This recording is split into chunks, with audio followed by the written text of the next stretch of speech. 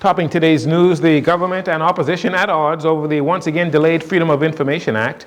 Cruise lines finally come to terms with the new passenger departure taxes that came into effect on Monday. And according to PLP Chairman Fred Mitchell, the 2026 general elections will be one of the most expensive on record.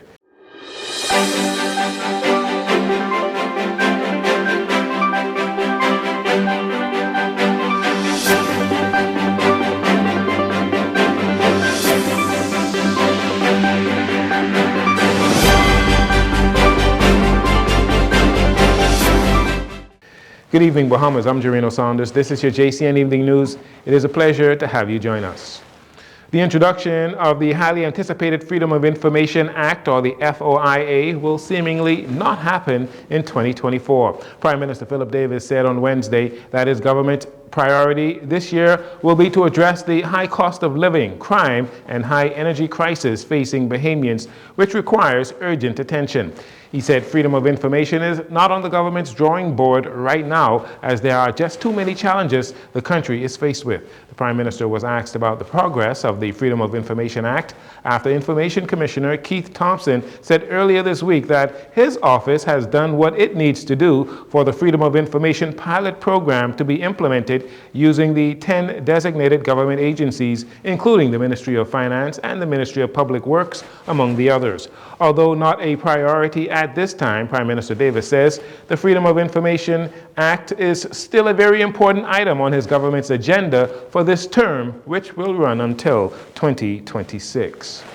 In the meantime, many who await the full implementation of the Freedom of Information Act have expressed disappointment that the government does not see it as a top priority. Among those not pleased with the Prime Minister's announcement is the Free National Movement and its leader, Michael Pintard, who in a statement on Wednesday accused the Prime Minister of using the current challenges with the high cost of living as an excuse for the government not focusing fully on implementing the Freedom of Information Act.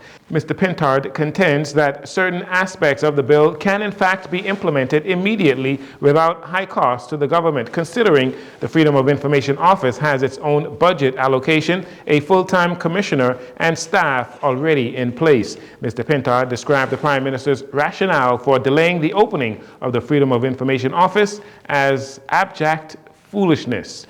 The opposition leader believes the Davis administration will continue to find excuses because, in their view, the government has too much to hide. In June of 2023, cruise line companies urged the government of the Bahamas to postpone or delay the proposed increases in departure taxes, mainly due to the short notice of the change. Well, despite those early concerns, the Minister of Tourism, Investment and Aviation, Deputy Prime Minister Chester Cooper, said yesterday that there has been no further pushback from the cruise lines on the new taxes. The new passenger tax amendment bill requires cruise passengers leaving from Nassau and Freeport to pay $23, that is up from $18. Those leaving the country from private islands would pay $25, which was all supposed to begin on July 1st, 2023, but was extended to January 1st, 2024 on the request of the cruise lines. There is also an additional tourism enhancement levy of $2 and a tourism sustainability levy of $5 for every cruise passenger arriving or leaving the country. The new Minister of Social Services, Information and Broadcasting, Miles LaRota, has been in office for the past 6 weeks, and he says he has been getting adjusted to all of the moving parts in the new ministry. He took over the ministry following the sudden death of former Minister Obi Wilshcombe. Minister LaRota says a major part of his new job is to assist from a policy-making standpoint. The agenda continues. Former Minister Wilshcombe, One Love agenda, the Prime Minister's sympathy and empathy agenda.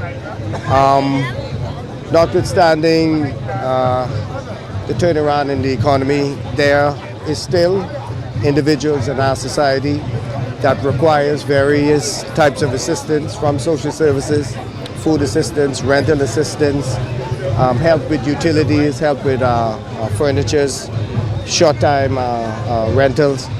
And so my job is just to continue the work that has been started. We don't have to reinvent the wheel.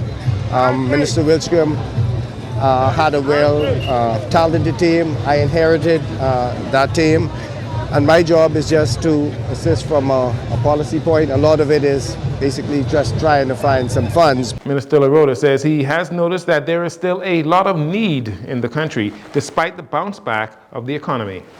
We're still, almost at the halfway point of the 2023-24 budget.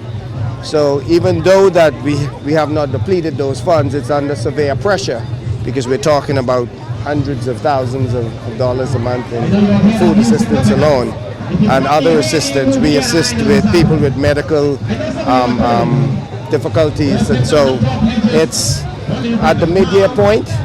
We'll know where we are and try to continue that assistance because the need is there. And when corporate Bahamas, who has done a good job, is not able, the government must lead in the assisting of its citizens. That was the new Minister of Social Services, Information and Broadcasting, Miles LaRota, speaking about his new responsibilities. We'll take a break here. We'll be right back after these commercials.